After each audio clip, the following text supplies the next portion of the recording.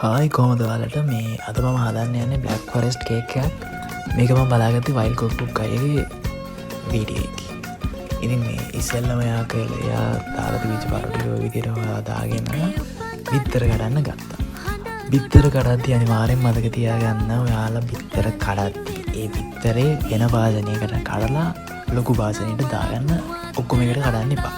මොකද මම මෙතන බිත්තර පහක්ම කඩලා 6 වෙනි බිත්තරේ කඩලා දාන්න හදලා ටික කුණු වෙනවා. ඔය පේනවා. ඉතින් ඒ බිත්තර ආයෙම විසික් කරන්න උනා. ඊට පස්සේ ආයෙමත් බිත්තර වෙන වෙනම භාජනයකට කඩලා ඔන්න ඔය පෙන්න විදියට කඩලා දාගත්තේ. එතකොට නම් අවුලක් වුණේ නැහැ. එහෙම කරාට පස්සේ බිත්තරත් ඉතුරුයි සල්ලිත් ඉතුරුයි.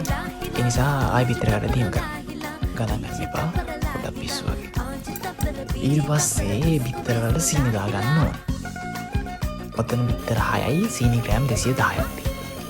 ඊට පස්සේ හොඳට ඒ ටික බීට් කරගන්න ඕනේ.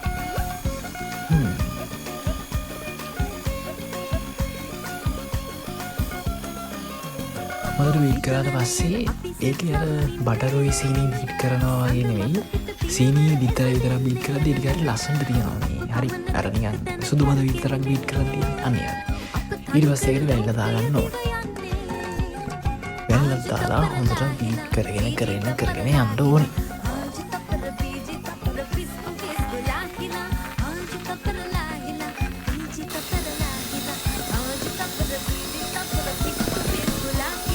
සීනි ටික දෙවලා බිත්තරවල ඔන්න ඔය ගානට මේ ටෙක්ස්චර් එකක් එනකන් හොඳට බීට් කරගන්න ඕනේ. ඊට පස්සේ අපි oven එක ප්‍රීහීට් වෙන්න දාන්න ඕනේ සෙල්සියස් අංශක 180ට විනාඩි 10ක් විතර.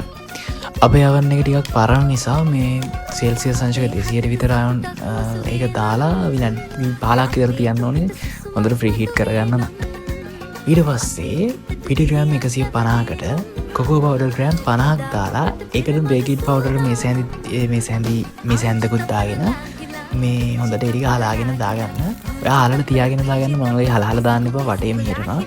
මේ කමරින් නිසා කමරින් කොහොම මේ කරේ නැහැ. ඊට පස්සේ ටික හොඳට ඔන්න ඔය විදියට විස්ක් එකකින් විස්ක් කරගන්න ඕනේ එක පැත්තට. ඊට පස්සේ මට අමතක වෙච්ච ඉන්ග්‍රීඩියන්ට් එක දාන්න ඕනේ. ඔයා හරිනම් ඒ ටික දාන්න ටික හලක් දෙනවා. බේකින් පවුඩර් තේ හැඳි දෙකක්. තේ හැඳි දෙකයි මේ සැන්දයි. තේ හැඳි දෙකක් කියන්නේ මේ සැන්දක්. ඔන්න ඔය විදිහට ඊට පස්සේ ටිකක් දාලා හොඳට මික්ස් කරගන්න ඕනේ. ඊට පස්සේ මෙල්ට් කරගත්ත බටර් ග්‍රෑම් 70ක් ඔය මික්ස් එකට දාලා හොඳට විස්ක් කරගන්න ඕනේ. ඉතින් මම නම් දන්නේ බටර් නෙවෙයි මාගරින්. බටර් ග්‍රෑම් එකකට පස්සේ මට කලඳ දාන්න නිසා මේ මම මාගරින් දානවා. ඊට පස්සේ පාච්මන්ට් පේපර්ස් දාලා හදාගත්ත ට්‍රේ එකට අපි කේක් මික්ස් එක දාලා අපි ප්‍රීහීට් කරගත්ත oven එකට කේක් එක දාගන්න ඕනේ.